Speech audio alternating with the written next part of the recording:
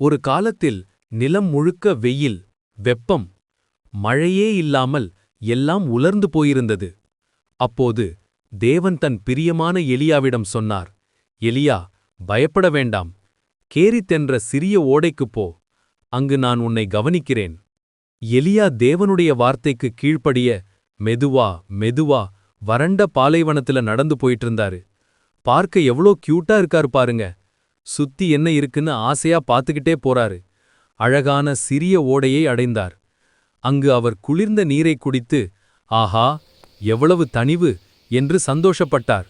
ஆனால் அவரின் மனதில் ஒரு சின்ன கேள்வி வந்தது. நான் சாப்பிட என்ன செய்வேன்? அதற்குள் குட்டி காகங்கள் வானத்திலிருந்து பறந்து வந்தன. ஆச்சரியம்!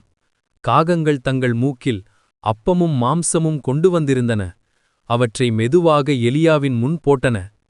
எலியா புன்னகையுடன், நன்றி தேவனே என்று சொன்னார். இப்படி காலையும் மாலையும் காகங்கள் தினமும் வந்து எலியாவுக்கு உணவு கொண்டு வந்தன. தேவன் எவ்வளவு அற்புதமாக எலியாவை கவனித்தார்! அதனால்தான் நாமும் நினைவில் கொள்ள வேண்டும். தேவன் எப்போதும் நம்மை நேசித்து, நம்மை பாதுகாத்து, நமக்குத் தேவையானதை தருவார்.